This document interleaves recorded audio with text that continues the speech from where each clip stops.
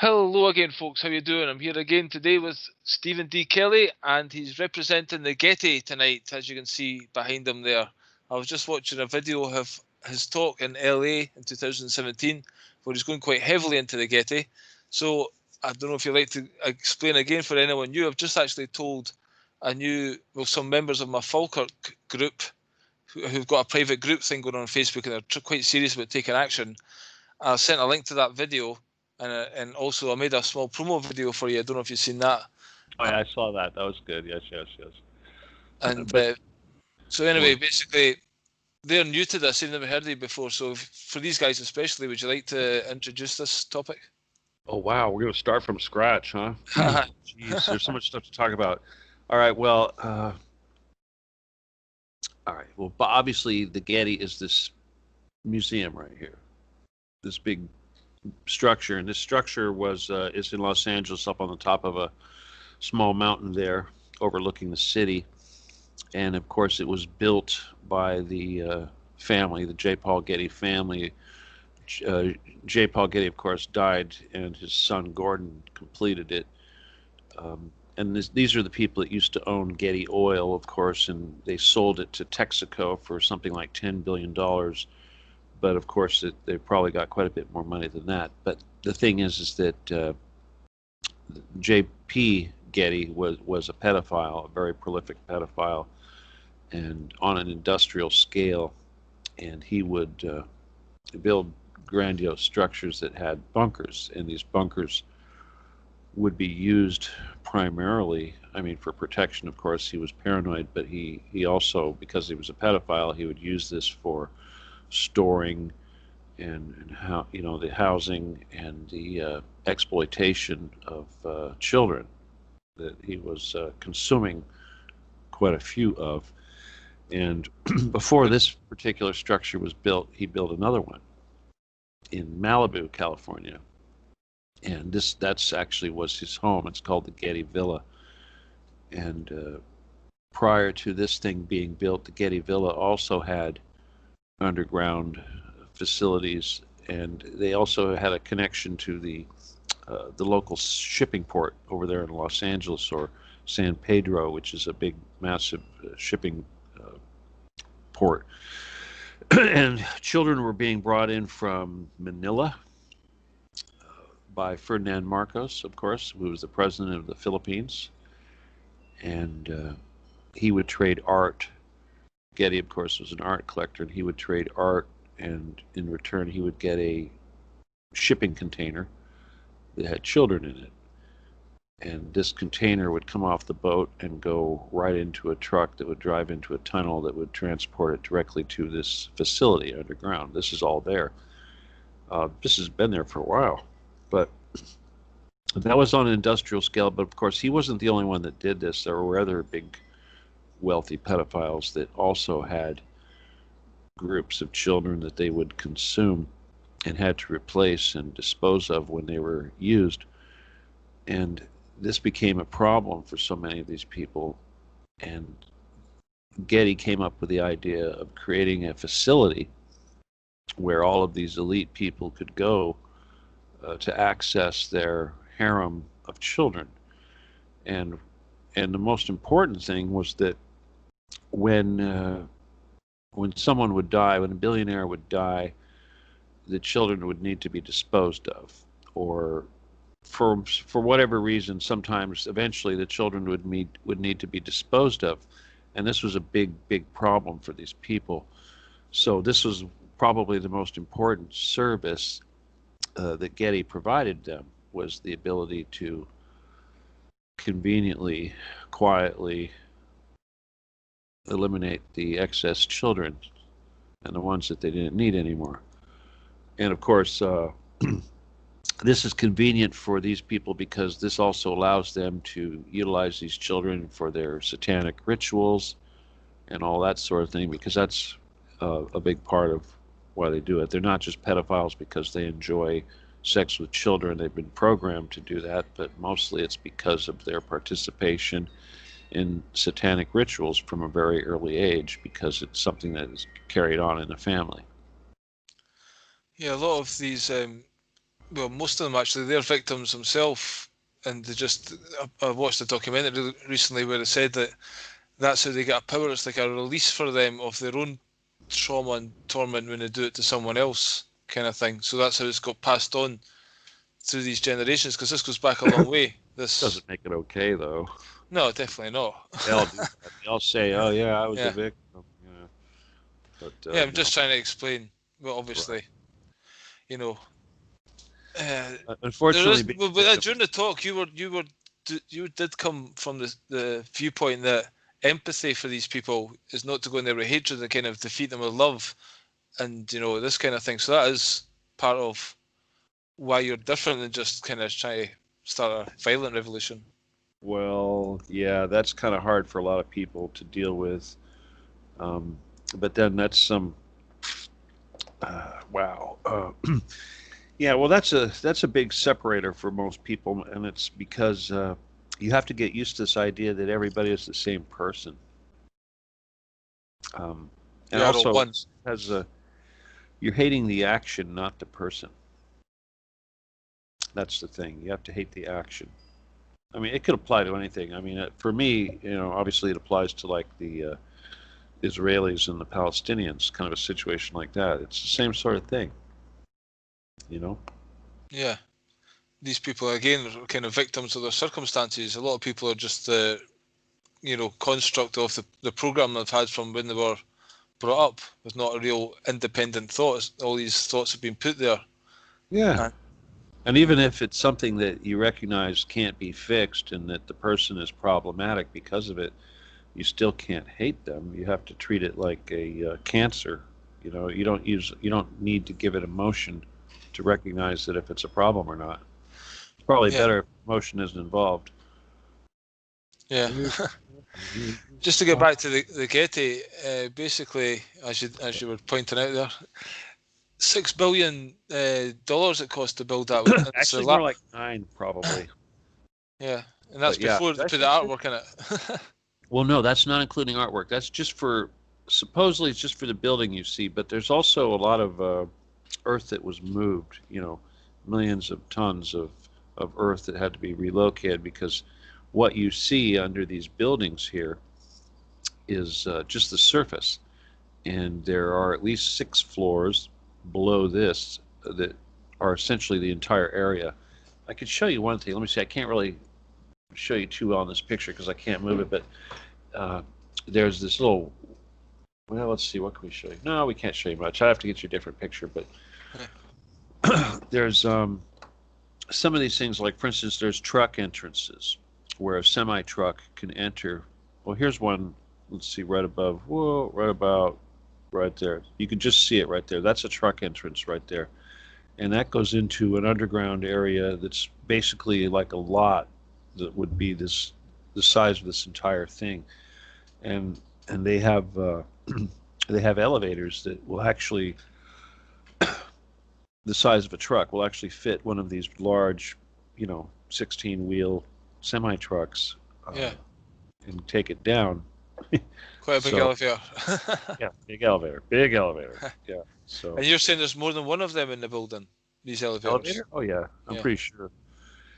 Yeah, I don't know for sure because I don't know if the truck elevator connects to the elevator that's up higher up. Maybe right. it does. Maybe it's the same elevator. I don't know. Uh, to be honest with you, from a astral standpoint, sometimes an elevator isn't exactly an elevator. Okay, it's something else. It, all right, it can be like it can be like a big room that the whole room moves. Okay, that kind of a thing. It's not. Uh, yeah. Okay, I'm not going to It's say like that's. it's like levels you're going down, and it doesn't really matter Let me just the. say this. I mean, when you look at it from the 3D and you look at it, it looks like a big old giant elevator, right? But when you're from like a mission standpoint, and again, I can't really say this is reality because it's not reality. It's 4D, but in a 4D, it's just like a big giant room. Okay, you don't really think like you're going up or down. Okay, it's just like a big room. It's kind of like a Here's the weird part about it. It's sort of like a portal, kind of, where it looks like a small room, but when you go in it, it's actually a big room, and Okay. it's connected to different things that aren't. It's not really connected to. Okay, it's like an alternate reality space. It's a space of this alternate reality. So like Narnia. Something like that. It's like a big old giant bubble.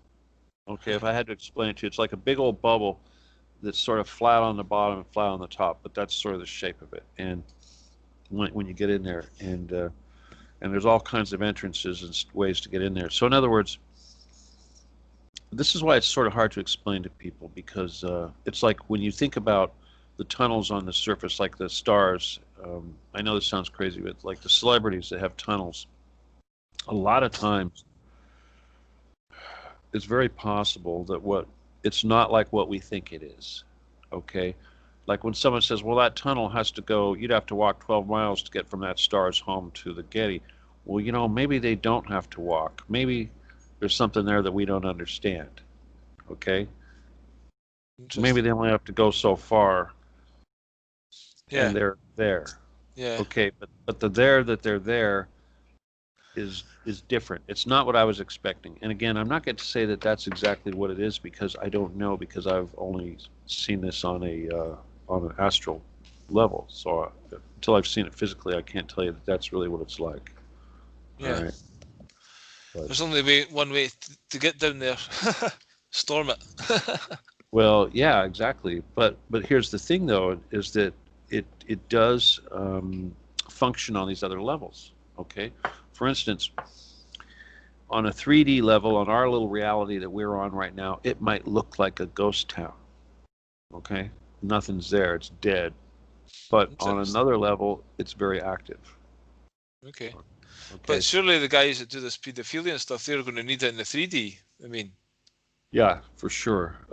Children are certainly there on the 3D. Everything goes on in the 3D, but it's all geared towards collecting the energy and feeding it into the 4D. Ultimately, that's what it's all about. And that's what the portals are for also, obviously.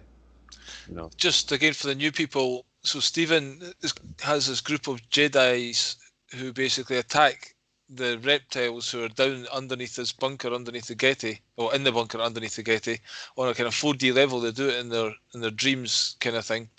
And the energy he's talking about is called Loosh. Loosh energy is basically what's getting collective. All this stuff that we're all fighting over each other, masks and all this kind of stuff, and COVID, no COVID, whatever it is, the division, divide and rule is all creating this Loosh energy, which they're feeding off quite a lot. Again, this is maybe your vibration of love thing, and attacking them with love is the thing that they hate, and that's what kills them.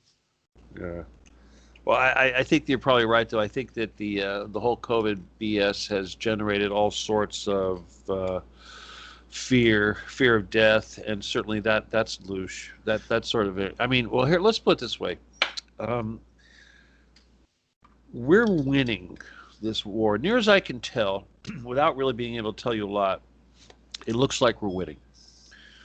And because of that, we're seeing abductions kind of increase. We're seeing them have to try. In other words, like for instance, they're trying to abduct children in broad daylight. They're not doing this because things are good. They're doing this because they're hard up.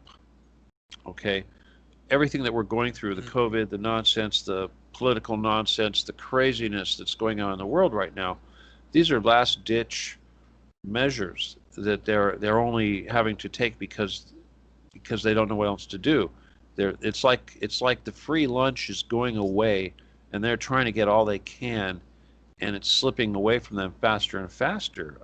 And I'll tell you, even the mass media, people actually talking about reptiles, it's like, where does that come from? That's really what I wanted to talk to about today, was the fact that they're working so hard to make us look like idiots for even talking about these things, and yet they're censoring us completely as if we were the most dangerous, toxic thing out there. And at the same time, like the idiots they are, they're using the words that would not even be used if it wasn't for us, like reptile and pedophilia, and all this sort of thing. I mean, we are forcing them to talk about pedophilia. We're forcing them to talk about these reptilians and all that sort of thing. 20 years ago, they would never do that. So obviously, that's because of us. Well, the talk in Edinburgh last week, I think I mentioned it on the show last week as well. There was a guy there. He at the end of it, he mentioned Trump was behind it all, but he did mention the reptiles, you know. And to hear it out of this kind of older Scottish gentleman with quite a rough accent, you know, it was like quite bizarre. It's quite a moment. It's like, fucking hell, this old guy's talking about reptiles. What's going on? Lizards. The lizards. What do you call them? Reptiles. The Duraco. Yeah. The Duraco. Yeah. Well, again, Trump isn't doing anything. Yeah. So again, people do think that there is action going on underneath these tunnels, and you know, in the quote they have quotes. Oh, he's doing this here, he's doing this there, and basically people are quoting even parts of why Wales has been shut down, why certain parts of England are getting shut down is because that's where they're doing their action. You know, there's always an excuse for these lockdowns, and it's these children get rescued and no one ever sees. You know. Yeah, I know it's such. Oh, bollocks! It's bollocks. Yeah. Where I had to do that. Yeah. Well, again, why are they even saying this? It's crazy. But you've got.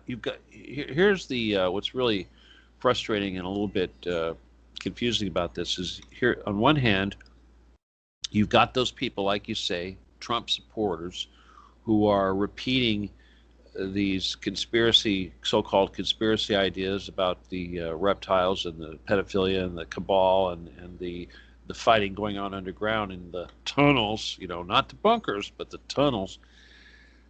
And yet, on the other hand, you've got Trump separating himself from these very same people, and you've got the media attacking us and Congress over here in the U.S. declaring us terrorists. So, you know, I'm kind of confused that they even would continue to be doing this, given that Trump has turned his back on them.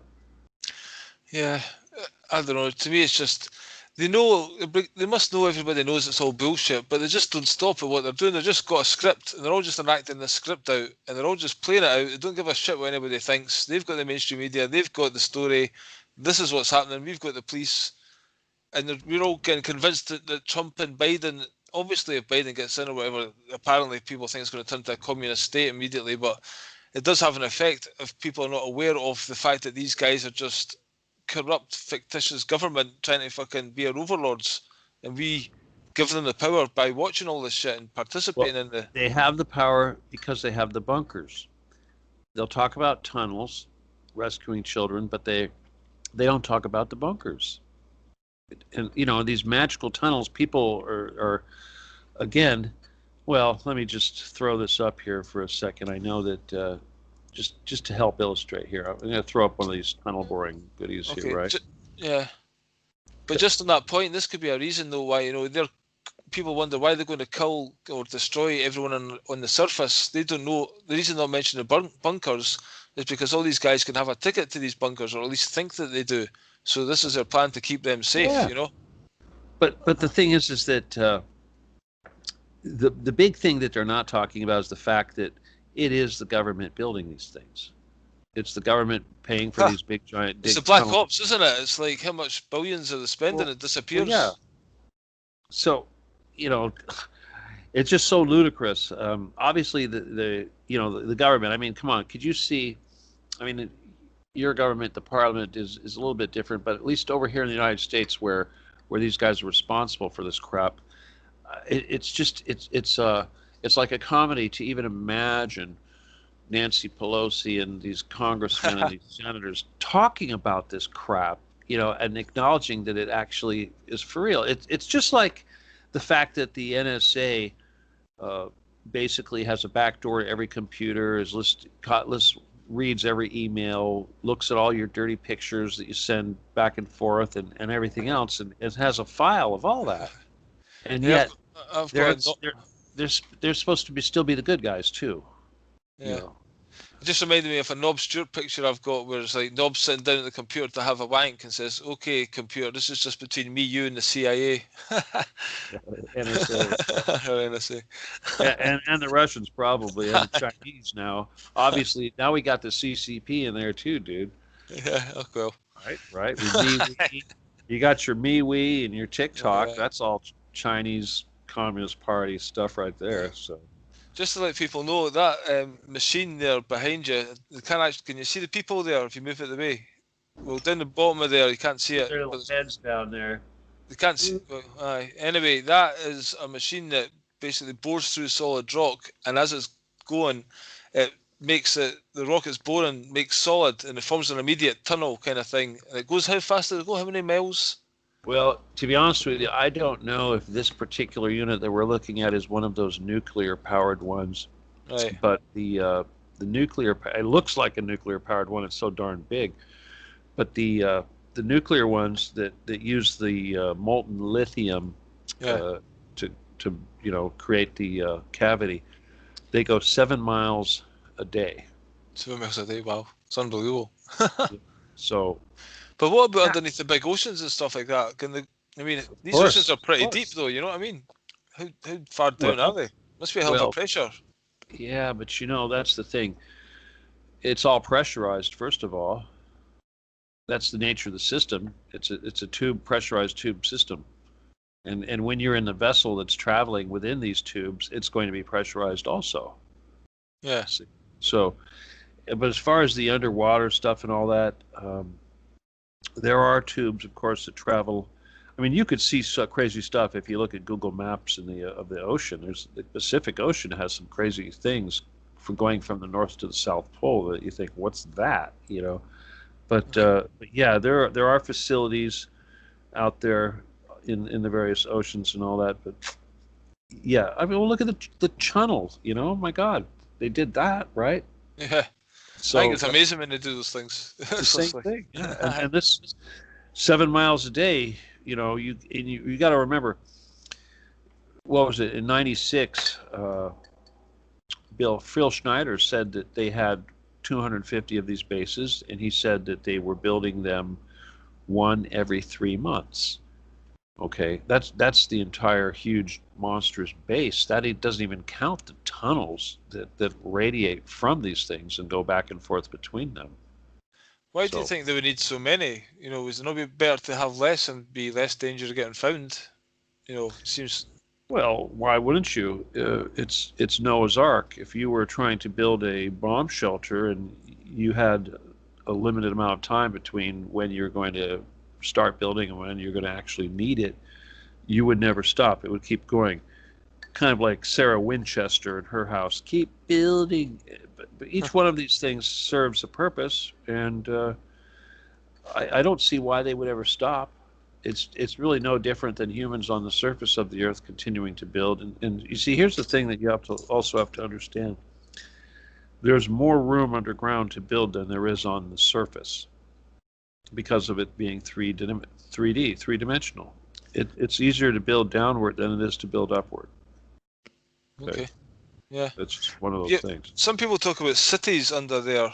How big are these cities? I've seen some pictures of plants getting grown and stuff like that, but do these cities have oxygen? Is it a city like a modern day city here? Sure, there's lots of oxygen. The oxygen down there is actually better than the oxygen that we have on the surface, because they don't have all that pollution and what have you. But okay, this is the thing. The basis of the bunker is going to be a big, huge cavity that's going to be created with nuclear explosions underground. And they'll drill 4 holes and create a square, and they'll set off these bombs down there. And that will create a big, huge cavity, and that will be the basis of the thing. Then what they'll do is they'll come in with these boring machines here, like you see, and they'll start digging tunnels from these cavities outward. Now, you see how wide this tunnel is. So that alone, you could have several floors of building in there, right? In other words, like, let's say you were going to live in an underground condo. It wouldn't be in the middle of the big cavity, because the big cavity is like a community area, sort of like an atrium, if you will. like when you go to a hotel and it's got a big, huge Yeah. lobby thing Yeah. going on. That's kind of the way it is. That's huge. But these, just like in a hotel, you're going to have layers, floors, and these floors will be basically constructed of these tunnels made by big things like this that will radiate outward like spokes. Okay, and this is this is what they live in. Then once these big tunnels are built, they can go in there and they can put in their utilities and their various different floors and what have you. And so it's like, as you can see, this is 200 foot wide here, so that's plenty of room for a nice living space, right? Right. So the thing is, we keep building these things. So how many people were down there? Is there more and more people going down there and wanting a ticket to this place, or because these? Well, was it not caves? These reptiles, how did they have the technology to have all this thing before? Is it that This in the reptile. past? We're talking But, humans now. right. These are for the humans. But in the past, when did these things start getting built? These things, like, or where they lived underground, This has been going on for millions of years. And first of all, the reptiles are not the cave builders. The real cave builders are the little gray guy, the gray aliens. They were the ones that mostly inhabited the underground area here on Earth, and they basically lost the war to the reptiles, and the reptiles took over all of their underground stuff. Okay, so now obviously the reptiles, of course, they do have cave making technology of their own, but it's not. It's different and it's very destructive. From what I've heard, the technology the reptiles use for creating caves is like it's very toxic. They'll use like a very corrosive liquid, and they'll use this liquid to bore the tunnel. That's because they don't get affected by that, and humans do. Well, maybe so. I don't know. It's just a little more toxic than we are. Who knows? But that kind of information basically came back from, in L.A. Here in L.A. we have a long history of the Indians talking about this particular area of the valley here having a lot of underground networks that were attributed to these reptiles. So were the reptiles on the surface then, and were they our like lord and masters? Why we refer to them as the gods and stuff like that, because they had advanced technology. And then why did they go underground? Well, it's better underground. First of all, the underground is where the smart ones live because they're not exposed to the harmful radiation of the sun. That's I suspect that prior to the event that we talk about, the flood event, the Great Flood, we had a water vapor atmosphere, or an atmosphere that had a very heavy layer of water vapor, which is gone now, and it filtered out a lot of the harmful radiation. And most entities that would appear intelligent entities don't live exposed to the radiation. They go underground. It's been like that always, and that's why if you look at a lot of these planets out there, you're like, well, we see no signs of life. That's because the intelligent life stopped living on the surface a long time ago. Totally, it's just never come up to the surface. Well, that's why when we talk about the Celts, the Celtic people, the story goes is that the original Aryan or Celtic people came from Venus and brought the moon along with it. When Venus came into the solar system, it brought the moon along with it. But they were the original Aryan prototype white people on Earth, and for the most part, they lived underground. But we know that in like Hindu culture, when you talk about Krishna, the reason why Krishna is portrayed as having blue skin is because Krishna was one of these Aryans who was so darn white and pasty looking to them that all they saw was the blue veins, and they thought the guy looks blue. That's why. Yeah. I used to go on holiday for 2 weeks and still look pale blue at the end of it. Miss my Scottish complexion. You know what I mean? Yeah. Yeah. So interesting stuff. How about that? Huh? And where did the Anunnaki fit into this picture then? Well, they're just one of the three uh, entities or species that came out on top after the big, whatever it was you want to call it, the war between them and everybody else. And the nice thing about the Anunnaki is that, thankfully, when they were given Nibiru as a home, it had that really ridiculous elliptical orbit, which keeps it far away from us for most of the time, so we don't really have to deal with them that often, which is kind of cool.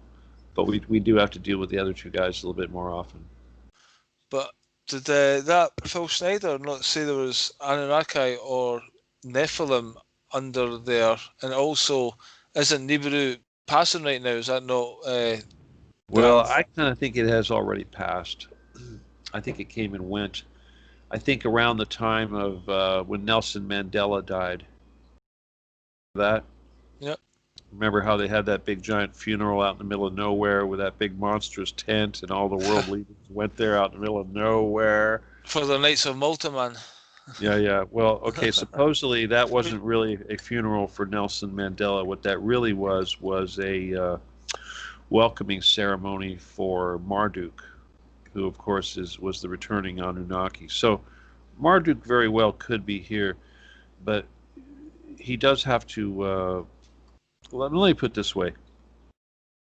There was this big war between the Grey, the Anunnaki, and the Reptoid, the Draco Reptilian. And I can't really say who won. I would say that the Grey probably came out on the bottom of all of them, but they're also, at the same time, they are an aggressor species. There were something like 8,000 other species that were disrupted because of those three, and so they are all the bad guys. But again,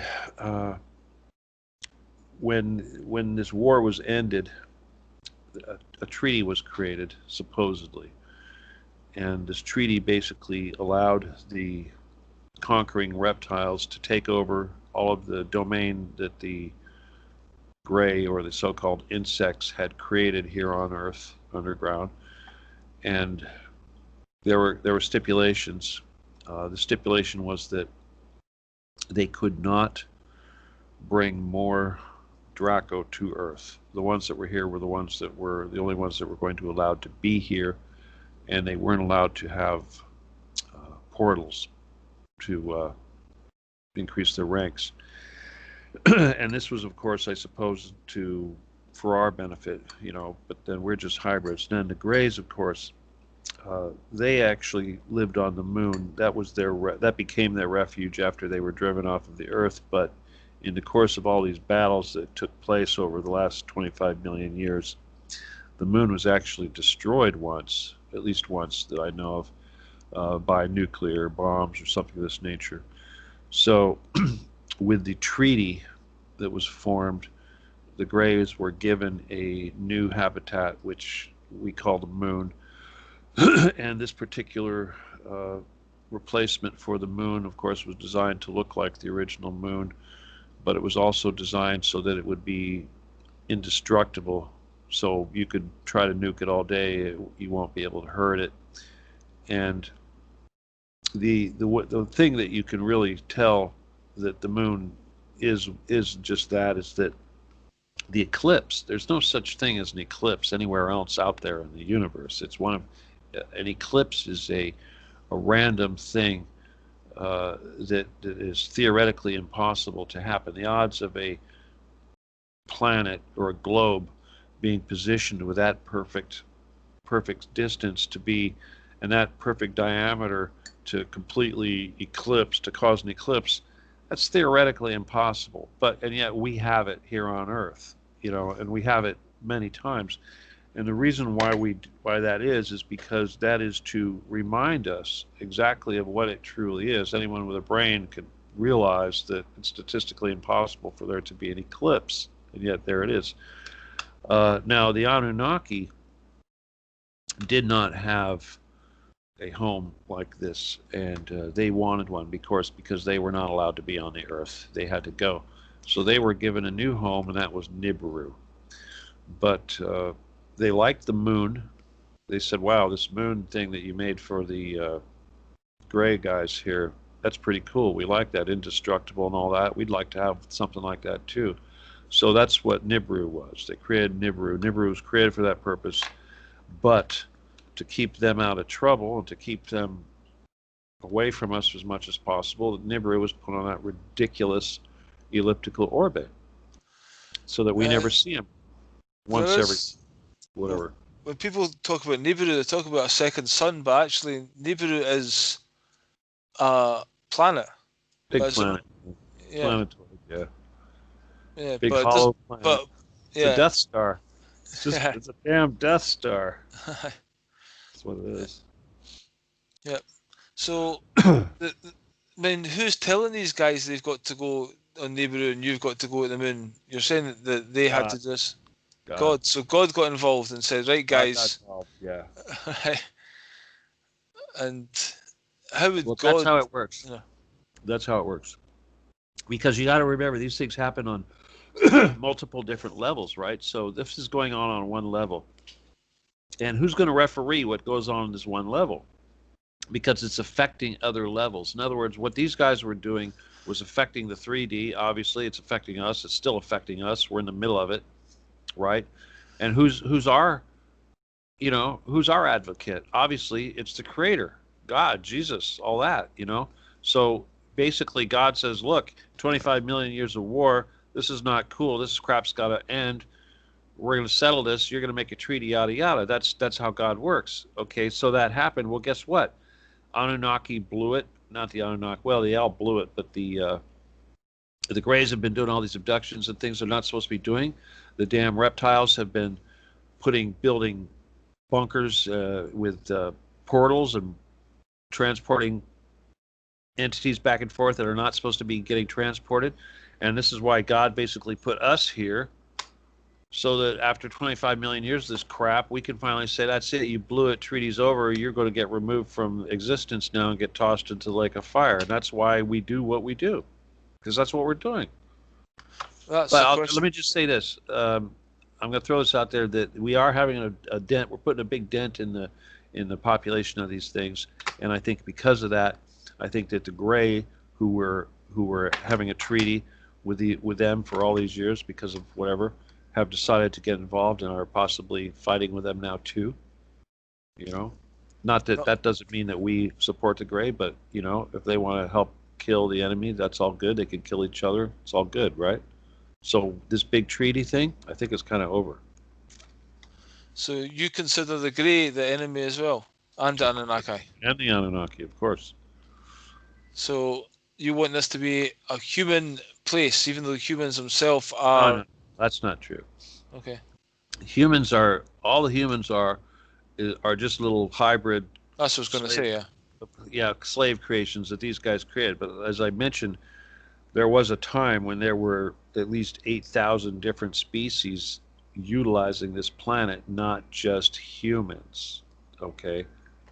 Where did they all go? Did they go to different dimensions or physically leaving the 3D, or where did they go? Who? The you mean these that were living here? Well, they were wiped out, man. They were genocided. Wow. They were genocide. All right, let me just say this. There were at least 2 times during history of the Earth that everything on the surface died. Right. Everything.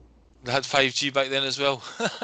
So they had all kinds of crazy shit, but anyway, but yeah, the Earth has seen a complete loss of life at least once. Yeah, that was George Carlin used to say that, you can wipe everything out, the Earth will regenerate. Yeah, of course it will. Yeah, a million years it can do almost anything, right? Yep. Here's the thing, you were saying in your earlier talk about how we've got to develop spiritually so that when we do go down the Getty, we can use the free energy and the kind of power that's down there. Is this something people should be working on to try and develop their psychic powers? And a thing I'm noticing as well these days, the amount of coincidences and synchronicities that are happening. Even tonight, you mentioned the Winchester, and I watched a film last night called Shaun of the Dead.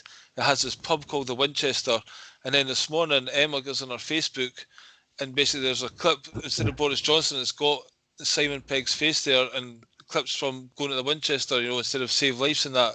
It's just like, it's just happening all the time, these things, Yeah. So, All do you right. Well, think let me that's just say because, this. do you think some people locked in the reality of the maskies or whatever, the normals, they're stuck in a reality, so they won't be seeing coincidences. Their consciousness isn't rising enough. But those that are awake, they're starting to see these things more and more, and it's like realizing that life is a dream where we focus our You attention. mean like you're noticing the Matrix? Is the Matrix? Is that it? It's like Well, you're seeing the that's Matrix. that's a thing. Another thing you mentioned, the Matrix, in a talk you done a couple of days ago. You're talking to the author of the Matrix. I was going to ask you about Yeah. that. Yeah. Yeah. The original author. Yeah.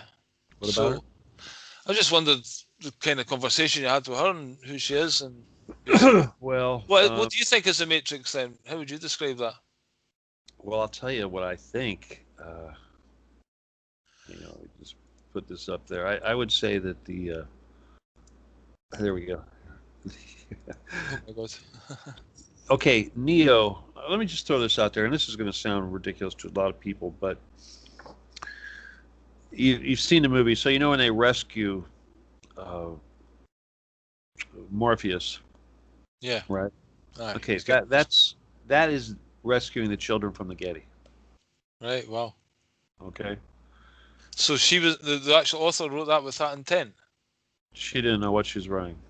This was Right. from God. Right. Basically, it's like channeled kind of thing. I'll tell you one thing though is that Terminator is a part of the story. Matrix and Terminator are basically the same story. Okay. Man and machine. You know that. Well, the whole thing. I mean, the story, the future, and all that nonsense. But the thing about the Matrix is that it's actually a very spiritual thing. The story is actually a very spiritual story. Of course, the guys that produced the movie are not like that, and I think they tried to destroy that, especially with the second and third version were really kind of fucked up. But the thing is that Neo is basically one, O-N-E, N-E-O, Neo, one. Okay. Yeah. And that's actually supposed to be me. Okay. You notice this map is backwards, but let's see, where is it? Here's California. Whoop. California's over right there. The Getty would be right. Whoa. Yeah. Show me. Oh, my finger, I won't. There it is, right about there. Getty be right in there somewhere. Anyway. Yeah, well, I mean, when you think about it, see, like when the Matrix movie, it was all about guns and like the leather trench coat and all this stuff. And there was a time when this all Getty stuff first started, where we were, and this didn't have anything to do with the movie, but the strategy for dealing with the Getty was kind of similar to the movie. It was going to be a frontal assault kind of a thing, just like they show in the movie. And what's funny is that back in the day when I had my company and I made the lasers and all that, one of the products that we sold body armor, and we sold this one type of body armor which was custom body armor. We took like a London fog raincoat, Yeah. long, a London fog, and we would put the armor all the way down to the knees, in the London fog, so the whole coat was bulletproof. Yeah. Okay, right down to the knees. I never understood why I just made this part bulletproof. What about the rest of you? The rest of it down to the knees. Okay, Yeah. Armor down to the knees. Okay, well, this terrified these Getty people. They tripped on that. They actually brought that up to me a couple of times about this armor. So I suspect they had visions of museum patrons in London fog raincoats showing up, perhaps, and with some sort of crazy weaponry, and this was their nightmare. So in a way, the movie The Matrix was their nightmare. This is what they were expecting, but of course now we're going in a completely different. It's not about guns anymore. It's about something else. It's a whole other technique.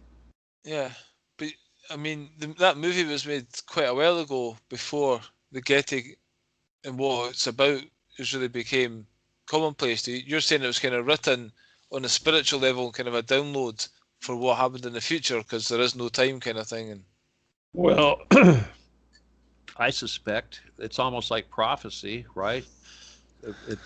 But the thing is that I've talked to her quite a few times, and these sort of conversations were that about this sort of business was usually private. This was just over the telephone or something like that between the two of us, where she would, kind of concede that, not saying that that she had any preconceived notion of what was going on, but after comparing notes, and after me telling her about the Getty and all that, she could see that that's really what it was.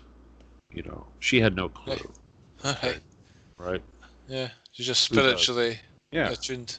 Kind of a download, I would suspect. Yeah. So these children down there are pretty much crying out for saving, and every day that goes past, we're just ignoring that fact, and everybody's trying to do this or that right now to try and save themselves, save the world, to fight the politicians, whatever. But you're saying there's an answer almost immediately if we focus our attention on this, then bring that to light. They can't hide from that, and basically put up, show us what's down there, or that's the only way to end this discussion, really. If you let's put it this way, because you're talking about this whole compassion and empathy thing. The enemy is human. I mean, or actually the enemy is something else, but we're dealing with humans, and we're not here to wrestle against flesh and blood. So when we do this, yes, we have to have overwhelming mandate and power and control, but it also has to be completely elevated, because, like, for instance, going down to Getty and doing the astral stuff, you couldn't even do that if you were like the people on the surface are now. Okay, you couldn't even get through the door. Okay, you have to be, in other words, you have to give up your desire to kill them before the door will even open. Okay, kind of a thing. Yeah. And that's just the way it is. So as long as they think that we're going to kill them and we're going to give them the just, or the what they deserve, then obviously they're going to fight back with everything they've got. Yeah. So, which is high technology. Well, it's not a matter of whether or not they can fight or they will fight. It's like, first of all, we don't need everything destroyed. We don't need collateral damage. We don't need them trying to kill us. We don't need them trying to kill any hostages and stuff like that. We don't need them putting up a struggle and trying to hide things from us that we would rather they gave to us right away. All these things. We have a job to do, and the sooner, and it's just, by the same token, it's just like the end of World War II and dealing with the Nazis and stuff like that. Somebody's got to show us how those rockets work, right? Project Paperclip. Project Paperclip. We're going to have to do the same thing. I mean, obviously, we're not going to allow them to continue do their shit, but at the same time, if we don't get their cooperation, how are we going to use them to help us defeat the real enemy, which are these other entities? Right? Yeah. We're not here to wrestle against flesh and blood. A lot of these humans do participate in these rituals, and they're somewhat possessed, would you not say, by certain entities. If they stop doing the rituals, do these entities leave them, or is it part of their consciousness, or do we do some kind of exorcism to get rid of them? I think everybody needs to heal on some level from well, that's kind of an interesting thing you bring up. Okay, like, for instance, possession. Okay, sure. All right, here's the thing. When we go back to it, it all boils down to service to self, service to others. And the reason is because you're a gravity giver or a gravity taker. Service to self are gravity takers. When you're a gravity taker, you are easier to receive this bullshit that you don't want. When you're a gravity giver, you can repel it. So ultimately, no matter what, everyone has to go in this completely different direction. They're going to completely change their polarity, if you will, and cause them to expel these things on their own.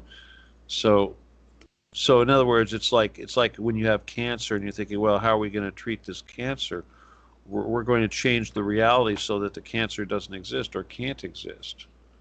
You know, it's the treatment or the change is it's a cultural change, it's a societal change, and when that happens, the physical aspects will come into play. Okay, and that's what people don't understand. Just like loosh, what if people all learned how to stop making loosh? The 100th monkey syndrome, basically. If enough people are waking up and catch on, some things will become self-evident, and the more they become self-evident, the more people's consciousness will change to reflect their new understanding, which will then change the physical reality quicker to a different reality. Because you did say in a previous talk, we have such a poor reality here in this kind of slow vibration 3D world. So things will speed up, like more and more coincidences, and life becomes more like a dream. And, you know, because these jobs and everything we do, I believe that's like part of Satan, because it ties us into like 8 hours a day. You've got to be in that place, in that spot, rather than getting up every day and being free to choose what you want to do that day. And that's truly living in your spirit and your, I don't know, in the now, you know. Truth cat. Just get it. Yeah, well, yeah, that's true. I mean, if you want to start getting into the whole philosophy of what life would be like, given in such a society, yeah, obviously trying to be more spiritual and trying to be contemplative, and even be able to observe information and process it differently, and have empathy. These are something that you're going to be putting effort into trying to develop, and ultimately this whole concept of trying to serve others without, expectation of compensation. If you're actually putting thought into that's the first step. Yeah. Because that's the exact opposite of what people actually do. Yep. I think that, do you not think in some way people are saying, and it's quite true, it's like this is an opportunity, this coronavirus, we've kind of needed this shutdown and this kind of people to become aware of their health and all these issues, so that they are now looking at the truth more and trying to get to... Well, let's not say we needed it. Let's say the enemy screwed up. You think this is a bad plan, a plan going wrong? They created a sword to cut us with, and it can cut both ways. Okay, this is an opportunity for us, and yes, the result, the action, or the result of the action that they took was that people did change. I mean, well, first of all, yes, COVID again was designed to make people selfish and to think about their own mortality and to worry about themselves. At the same time, it was made to shame them and coerce them and belittle them and control them. Ultimately, it's a very negative tool, but it has also changed a lot of priorities. People's priorities have changed. As far a learning experience, I don't know. To really be honest with you, I have to say that the future is going to be very bad for the majority of everybody out there, because they have not taken the steps to move in the direction that they need to be moving in to be on the right side of this. And that's unfortunate. And those of us that are working so hard to, save people, put them in the right direction, and try to get it done as quick as possible, we're going to have to keep doing that. And I just don't know how many people are even going to make it through what's coming. But do you not think that, how could those people who are, say, these givers, how are they going to somehow, do you think they're going to be protected and survive? Or again, is this reality going to split? Exactly. They already are. So basically, we create our own reality. If you're choosing the side of evil, if you're choosing to support it, you're a victim of your own kind of, not necessarily karma. It's not even, creating your own reality thing. That's a pretty, that's a concept that really, when you're really at the far end of this. But I would say at this stage of the game, at the very least, if you are giving off gravity as opposed to taking in gravity, you will be protected from scalar signals. and harmful EMF and harmful 4D information. Okay, because basically the electronic crap, your 5G and all that, you're the nanotech, nanobots, even your viruses, your Morgellons, all this crap requires instructions, software, if you will, that is received via a signal delivered via either your 5G or whatever device, in a scalar form, and it's your ability to repel this information and to keep it from violating your body and not allowing it to somehow screw with your cells. This is how you're protected. So yeah. So it's not coffee. Well, yeah, it's not Kofifi, yeah. But no, I'm just saying, it's like if you've got your force field, you've got your Jedi thing going on, you've got your monk, your inner monk being channeled, then you will be impervious to these demonic nonsense as well as these harmful electronic nonsense and all of this sort of thing, as well as your mind control. All of this sort of thing. It's like people come to me and they're targeted individuals, and they're always saying how they're being this happening and that happening. Well, again, the best way to protect yourself from this is to become service to others and put out energy instead of taking it in. You got to create a force field. That's the only way you can do it. That's quite interesting. Somehow I think, I don't know, I've got myself into some situations I have no idea how I've got myself out of. And it's like, is that just luck? Huh? Cool. So it feels like somebody's looking after me sometimes. Well, keep doing what you're doing, man, right? Yeah, it's crazy. I mean, you're obviously at the forefront and, of quite a large movement of serious people behind you and support what you're doing. And I've kind of wondered how I'm doing weekly shows with you. Like, I'm working in a food factory. But anyway, obviously you're on the radar, man. They got you, but they're not, it's just like you said, they can't touch you, right? Well, I just believe try to make it difficult. I'm doing it just because it's like a responsibility, because if you knew this stuff and didn't do something about it, that would eat you up inside, and Yeah, what really, it's like, what else you gonna do? Watch football, Well, tonight, Sunday, so Rangers and Celtic, the big two football teams in Scotland, is Glasgow, religion, etc. So they played today, the first game without fans, and the Celtic and Rangers fans are commenting on it, and I could read you it, but it's on Facebook. It's like, Did they have paper cutouts and of the people? They didn't have that. That's the saddest thing. It's baseball. They do that in America. That's so bad. And they have masks on the fucking cutouts as well. Wait a minute. What? The players are wearing masks? No, and the cutouts and the spectators. Oh, the cutouts are wearing masks? Just the same. They're making actual aeroplanes and buses and planes with masks on the design of them. I can send you some pictures. It's completely bananas. Really bad. Who signs these? Who says this is a good idea? Let's do this. Let's stick a mask on a plane. Like, shoot that guy. It's just God, like, no kidding. God, why are these? It's the stupidity epidemic, is what it really is. The same as all these people that make all these posters to just. There's a thing about, are you normal? Yes, you're normal if you're wearing a mask. Are you putting other in dangers if you're just breathing? And all this shit going up. So much outrageous propaganda. Anyway, the football.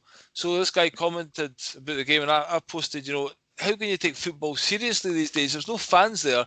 It's not the same game. They're just like a training session. And, if they're going to be... There's no cheering. There's no cheering. It's not the same. It's not the same accomplishment scoring a great goal in an empty stadium as it is with 40,000 fans there, And in the past, it was a social event. People would go to the game with their friends. It was an activity. You could feel all that energy there in the stadium.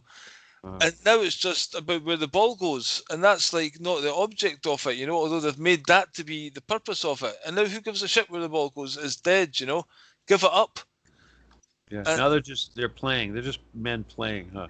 Oh, yeah. And like these football pundits are still talking about it as if it's a real thing and it actually matters, and these Yeah. guys are still getting money. All right, I'm 'Cause going to point something out here that you tell me what you think about. But this now, when you go to a restaurant, typically around here, when you go to a restaurant, they'll have the food section, they'll have a bar, okay, and then obviously they've got the TVs that people can sit and watch their games. They can nurse a beer at some little table on a little seat tucked away in the bar section, and if people want to eat food, can have a nice table and everything to kick back and do their food. Well, now the bars are closed. There's no bars, so these people that would normally be hanging out sucking on a beer all night at a bar have to go into these restaurants, and they're taking up dining space so they can sit there and nurse their beer and watch their stupid game. that's a good point. I am pissed. Not cool. Not cool. You know? Yeah. Well, the whole closing down the bars thing, obviously it's totally ridiculous, but it's been happening over a long period of time. They don't want people to socialise in the pub and talk. That's why the social media keeps us all isolated here, and we're not just down the pub and sharing ideas. And people were quite militant in the past in unions. They'd always be down the pub, a couple of beers, and fucking let's stand up for ourselves. Well, And it's that's over. It's over, man. It's over. what's that? Where it's war. There's war. They've lost. By shutting this all down the way they've done it, they have de facto told everyone that they give up. They have lost. They've lost control. They know it's over. It's only a matter of time now before everybody rises up, and they're doing everything they can to stop that from happening. And that's the very fact they've had to do this much shows how close we are to actually taking over. So, do you think they're doing, like, I keep on thinking, again, this virus is an opportunity to show us all the truth. Do you think they're doing like a slow release, a slow kind of handover, just because they know they've lost, but why are they still fighting back so much? Like, for instance, they're There's sending no handover. No, there's no handover. So you're saying they've lost, they've given up, but at the same time they're fighting like anything to get these vaccines in us to do the transhumanist thing, to cut us off from God, They're to trying send us to into have the abyss. Armageddon. Okay, they're trying to have Armageddon. They're trying to have revelations. They're trying to have end time philosophy, mark of the beast, all that shit. They're trying to ram in a end times biblical crap. That's what they're trying to do. They're trying to manifest that, and they're trying to make that reality. To what end? Yeah. To what end? The end is to bring in the Antichrist. Well, our object is to not do that. Our object is to do the exact opposite of that. Okay? Yeah. And that's what they're afraid of. Okay, so in other words, the thing that they fear has nothing to do with the COVID and all the crap they're doing, because they want to do that anyway. The thing they fear is the thing that we're doing that will basically end all their efforts. And what we're doing is not related to what they're doing. Okay? We're doing this for a lot of reasons, but one of the biggest reasons we're doing this for is because they violated the treaty that I told you about. So basically, they violate the treaty. God says, you're fucking out of here. We're the guys to take over. They know it's coming. They fucked up. It's our turn to move in, but we have to do it in the right way with the right kind of intent. So you're the man to kind of... We're doing it. How did you come to this conclusion that this is the answer? This is the answer? Well, all right. Well, let's just put it this way. It always was the answer. It was something that was going to happen. It just needed to happen. The things that's actually happening has already happened. Okay, the stuff that we're doing right now is important, but the thing that basically started this whole process has already happened. And what that is that doors were opened.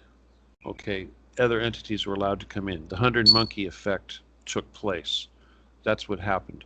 What we did is we brought a 4D reality and higher into the 3D. We made it 3D reality. Until this concept and these ideas became 3D reality, other entities, other levels could not be involved. Okay, that's your 100 monkey thing, and that's what we did. We brought that here. Now,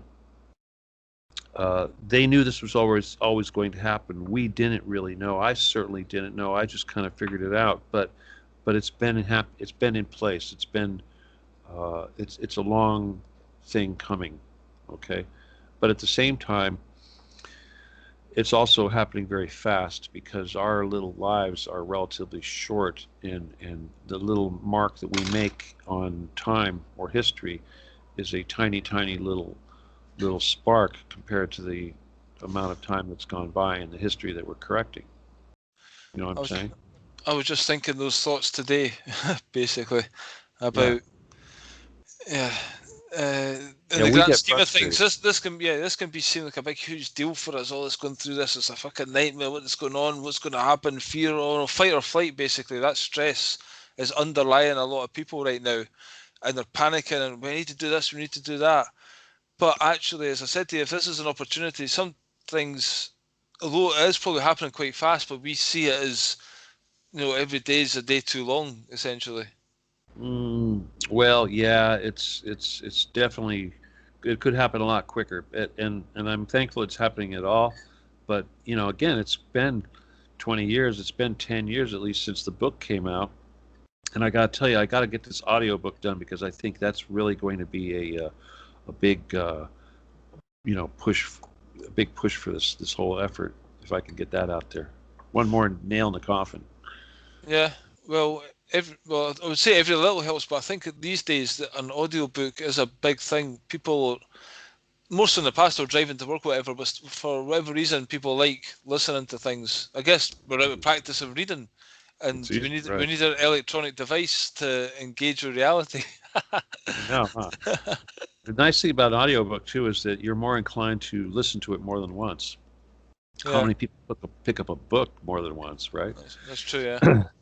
Well, I had the protocols. I had the text on my computer for ages, and then I got the audiobook of YouTube, and I've listened to it about 3 or 4 times now, and so it goes in as well. I think it actually sinks in your brain, maybe because I don't know. We've got people are different. Some people take in information, kinetically or whatever. So these days, a lot of people are trained to like the audio more. Right. Yeah, makes sense. All right, Billy, should we get out of here? Aye, we shall do. Okay, man. Right. I'd just like to say, hold on. Yeah, I'm trying to get some people to do. We've already had Kathleen Thompson do a video testimonial for you for your book. Would you like people to? I'm going to get a page up basically with people trying to promote your book and give a little video testimonial. So everyone says they like the work that I'm doing to support you in your work. If they want to help out, they could do a video testimonial and just say what they like about your book and stuff and the effort. Well, that sounds like fun.